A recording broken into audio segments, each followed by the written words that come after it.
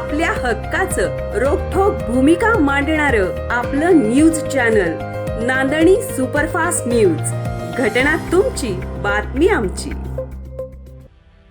Vaduj police स्टेशनकडून cyber गुन्ह्यातील फसवणुकीची रक्कम फिर्यादी यांना परत. जिल्हा पोलीस प्रमुखांनी केला वडूज पोलिसांचा गौरव.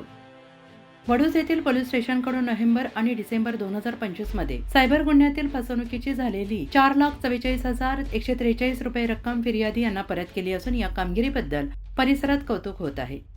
याबाबतची मिळालेली अधिक माहिती अशी की वडूज पोलीस ठाणे हद्दीत राहणारे तक्रारदार अनिल नरबत यांची 25,000 रुपये, अर्जुन मारुती कुंभार यांचे 23,660, दीपाली सचिन कांबळे यांची 64,341, ज्योतिराम जाधव यांची 1,76,000, ओंकार गलांडे यांची 8,886, आनंदराव बागल यांची 8,650, चारुदत्त गाढवे यांची 25,000, कृष्णदेव नारायण माळी यांचे 64,000, कैसूर शेख यांचे 1,434, कल्पना कोल्हे यांचे 7,569, मयुद्दीन मुल्ला यांचे 10,000, मयुरी जोशी यांचे 875, राजेंद्र सानप यांचे 13,800, शिवाजी माळी यांचे 20,000 अशी एकूण 4,44,143 रकमेची फसवणूक झाल्याबाबत त्यांनी तात्काळ वडूज पोलीस स्टेशनला तक्रार केल्याने महिला पोलीस अंमलदार प्रियंका पवार यांनी त्याबाबत Maharashtra cyber crime helpline number 1930 वर त्यांची तक्रार नोंदवण्यास सांगितली.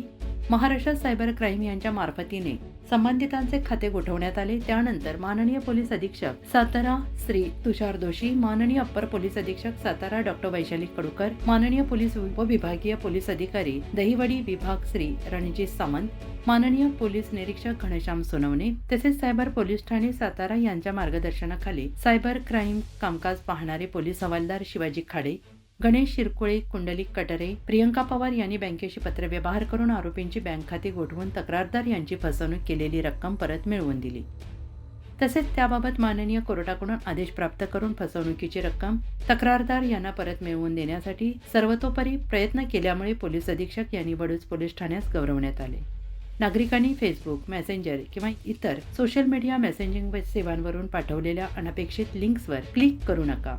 सोशल नेटवर्किंग साईटवर वैयक्तिक माहिती, ईमेल आयडी यासारखी माहिती पोस्ट करू नका. कोणत्याही प्लॅटफॉर्मवर आपली वैयक्तिक माहिती, बँकिंग तपशील किंवा पासवर्ड शेअर करू नका. मोबाईलवर आलेला OTP नंबर कोणालाही सांगू नका. तो ऑनलाईन फसवणुकीसाठी वापरला जाऊ शकतो.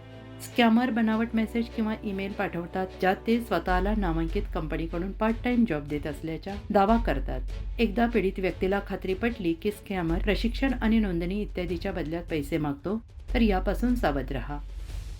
जर आपली फसवणूक झाल्यास आपण तात्काळ सायबर क्राईम हेल्पलाईन नंबर 1930 1945 14407 अथवा जवळचे पोलीस ठाण्यास संपर्क करावा असे आवाहन पोलीस निरीक्षक घनश्याम सोनवणे यांनी केले आहे. अशाच ताज्या घडामोडी पाहण्यासाठी आजच आपल्या नांदणी सुपरफास्ट न्यूज या YouTube चॅनलला लाईक करा, शेअर करा आणि सबस्क्राईब करायला विसरू नका. नांदणी सुपरफास्ट न्यूज, घटना तुमची, बातमी आमची.